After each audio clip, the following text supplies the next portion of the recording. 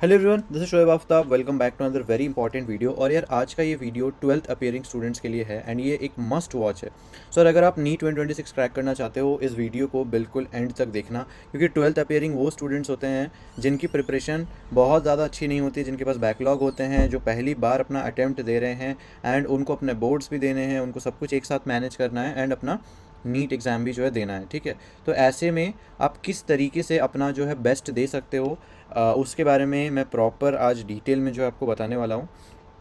ठीक है, तो इस वीडियो को बिल्कुल एंड तक देखना अगर आप अपनी सिलेक्शन को मिस नहीं करना चाहते हो इस बार। तो सबसे पहला सबसे इम्पॉर्टेंट चीज़ कि आपका जो 11th क्लास के जो वीक एरियाज़ है, जो बैकलॉग है, जो 11th वेस्टेड वाला पोर्शन है, वो आपके पूरे नीट प्रेप को किल कर सकता है।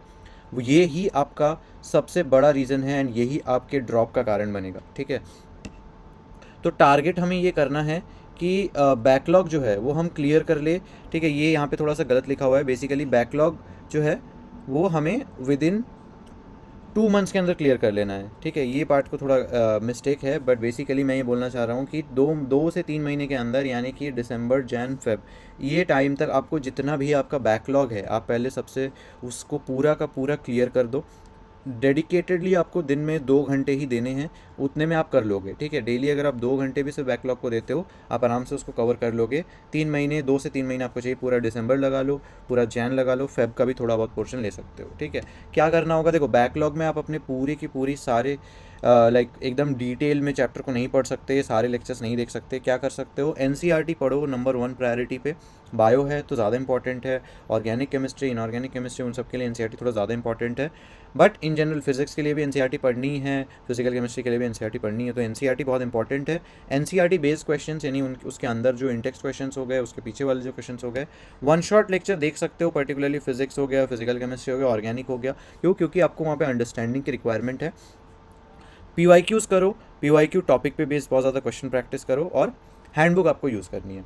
अब बहुत सारे स्टूडेंट्स में से पूछते हैं कि भैया ये सब हम कहाँ से लाए। सो देखो, हैंडबुक तो आपको मेरे टेलीग्राम चैनल पे मिल जाएगी। अगर आपके पास हैंडबुक नहीं है, किसी मार्केट में भी कहीं पे जाके परचेस कर सकते हो। ठीक है, बाकी अगर आपको क्वेश्चन प्रैक्टिस करनी है, टेस्ट्स की प्रैक्टिस करनी है, बहुत सारे मॉक टेस्ट देने हैं, तो एक बहुत बढ़िया मेरे पास रिसोर्स है। सो आपको ही पता है कि यार अगर आप सिर्फ और सिर्फ क्लासेस कर रहे हो तो उससे कुछ नहीं होगा। अब वो क्लासेस के साथ साथ प्रैक्टिस भी करनी होगी, एंड इसके लिए जो टेक्स्ट बुक पास एलीट है, ये आपकी काफ़ी ज़्यादा हेल्प करेगा। ऑलमोस्ट 380 प्लस जो है मॉक टेस्ट है यहाँ पे, एंड नीट के बिल्कुल सिमिलर इंटरफेस है, मतलब एकदम मेन एग्जाम से बिल्कुल सिमिलर है। बहुत सारे चैप्टर टेस्ट मिल जाएंगे, 15 प्लस आपको प्रीवियस ईयर पेपर मिल जाएगा, 1800 प्लस पीवाईक्यूज़ है, 320 प्लस चैप्टर टेस्ट है। साथ साथ आपको क्विक रिविजन के लिए तीनों सब्जेक्ट के स्टडी नोट्स भी मिलते हैं, जिसमें सारे इंपॉर्टेंट टॉपिक्स है, सारे फॉर्मूलेस कवर्ड है, जो एग्जाम के पहले आपके रिवीजन में काफ़ी ज़्यादा जो है हेल्प करेंगे। सिर्फ यही नहीं, हर टेस्ट के डिटेल सॉल्यूशन के साथ डिटेल एनालिसिस भी मिलती है आपको, जो आपको हेल्प करेगा आपके वीक एरियाज और स्ट्रॉन्ग एरियाज को आइडेंटिफाई करने में, और आप अपने वीक एरियाज पर जो पूरा फोकस कर पाओगे। साथ ही आप किसी भी टेस्ट को जितनी बार चाहो आप जो उतनी बार अटेम्प्ट कर सकते हो, जिससे आप अपने वीक एरियाज को इंप्रूव कर पाओगे। एंड ये जो टेस्ट सीरीज़ है, इसके अंदर जो है अभी एक डिस्काउंट चल रहा है, एक सेल चल रही है basically. So race to selection sale है। सो ये अभी आज और कल 11 और 12 दिसंबर है। सिर्फ 809 रुपीज़ में आपको पूरा टेक्स्ट बुक पास प्रो मिलता है, एंड ये आप मेरा इसमें कूपन कोड यूज़ कर सकते हो, SOYB, सो आपको एक्स्ट्रा 10% जो डिस्काउंट मिलता है। सर अगर आप एक सीरियस स्टूडेंट हो नीट के लिए, तो आपको टेस्ट सीरीज़ एक बार ज़रूर एक्सप्लोर करनी चाहिए, और कम से कम इनकी जो फ्री टेस्ट है उसको जरूर अटेम्प्ट करके एक बार देख लेना, आपको काफ़ी ज़्यादा हेल्प होगी। ठीक है, अब वापस आते हैं हमारे वीडियो पे। सो यार बेसिकली जैसा कि मैं कह रहा था, ये आपने कर लिया, ये आपका बैकलॉग हो गया। ठीक है, एंड देन आपको ये कोशिश करना है। सो यार ये PPT मैंने थोड़ा पहले बनाया था, तो ये अक्टूबर नवंबर नहीं है। बेसिकली जो मैंने प्लान हमेशा मैं बताता हूँ कि 12 सिलेबस जो है आपको कंप्लीट करनी है विथ कोचिंग।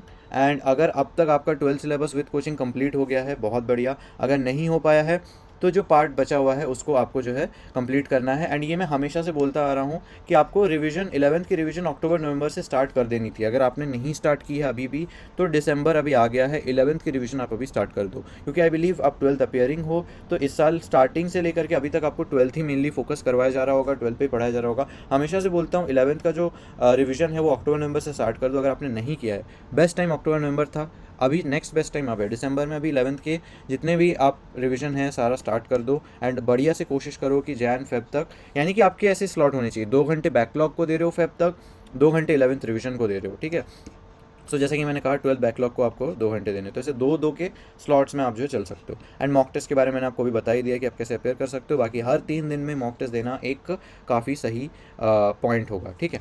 देन मैं आ रहा हूँ फिजिक्स पे, केमिस्ट्री पे, बायो पे कि कहाँ कहाँ पे आपको क्या क्या चीज़ें करनी है। सो फिजिक्स में 11th का जो मैकेनिक्स का जो यूनिट है उसमें रिवीजन मस्ट है। 11 मैकेनिक्स से शुरू कर सकते हो, आपका पूरा कॉन्सेप्ट बिल्ड हो रहा होगा। आप जो है एक्चुअली में फिजिक्स वाली फील ले रहे होगे जब आप 11 मैकेनिक्स से शुरू करोगे, ठीक है। आपको कॉन्सेप्चुअली आपको क्लैरिटी मिलेगी एंड आगे के चैप्टर्स के लिए आप प्रिपेयर हो रहे होगे। पैरेलल करते जाओ इसको इलेक्ट्रो के साथ, 12th के साथ। क्योंकि इलेक्ट्रो भी जो है वो कहीं ना कहीं अगर आपका बेस बनाता है पूरा 12th का, ठीक है, तो पैरेलल कर सकते हो। फिर जब एसएचएम स्टार्ट करो 11th में, पैरेलली अपने 12th में मैग्नेटिज्म स्टार्ट कर दो, एसएचएम वेव्स के साथ साथ मैग्नेटिज्म करते रहो।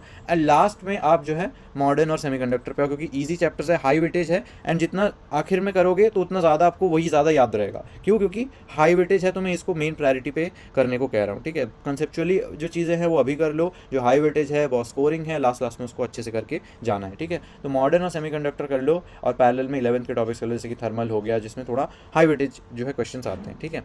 बाकी नीट के PYQs करने हैं, जेई के PYQs करने हैं, और KVPY के भी मैं अपने टाइम पे करता था। अगर आप कर पाते हो बहुत बढ़िया, नहीं कर पाते कोई दिक्कत नहीं यार। NCERT फिज़िक्स आपको पढ़ना ही पढ़ना है। मेरे टाइम पे इतना इंपॉर्टेंट नहीं होता था, बट NCERT फिज़िक्स अब बहुत ज़्यादा जो है इंपॉर्टेंट है। इसके बाद मैं आ रहा हूँ केमिस्ट्री पे। केमिस्ट्री में जो 12th वाला पोर्शन है वो ज़्यादा बड़ा है, वो ज़्यादा पढ़ने को भी है।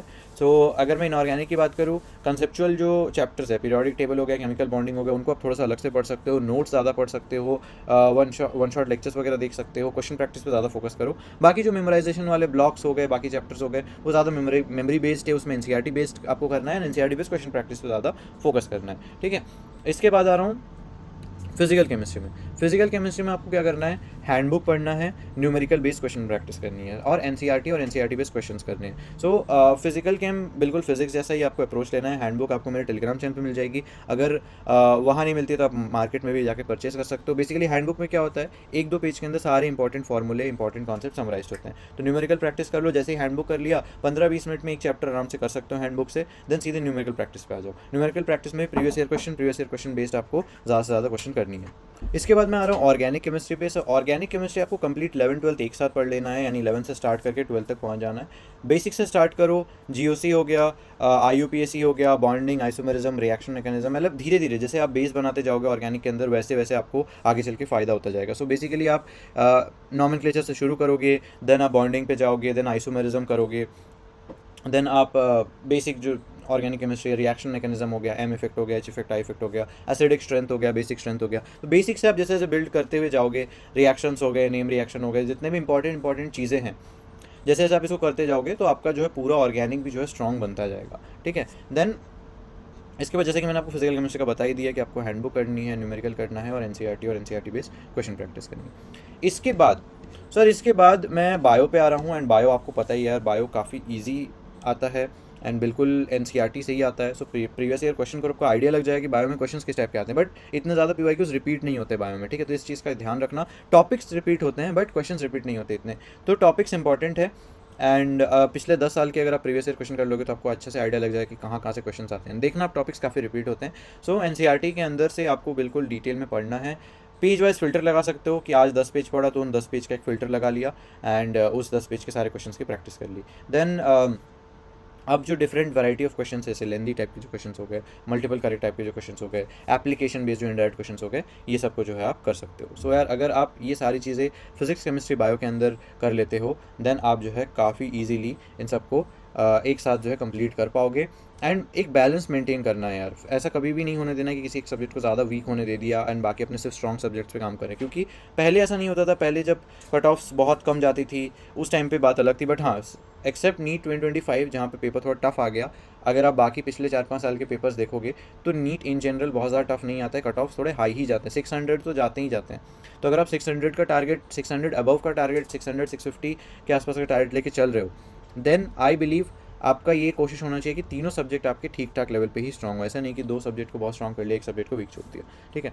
सो होपफुली आपको एक क्लियर आइडिया लगा होगा। अगर आपको वीडियो अच्छा लगा है, लाइक कर देना, अपने फ्रेंड्स के साथ शेयर करना मत भूलना, एंड हाँ, बिल्कुल कमेंट्स पे ज़रूर बताना कि नेक्स्ट वीडियो आपको किस टॉपिक पे चाहिए। मिलते हैं अगले वीडियो में, तब तक के लिए बाय बाय।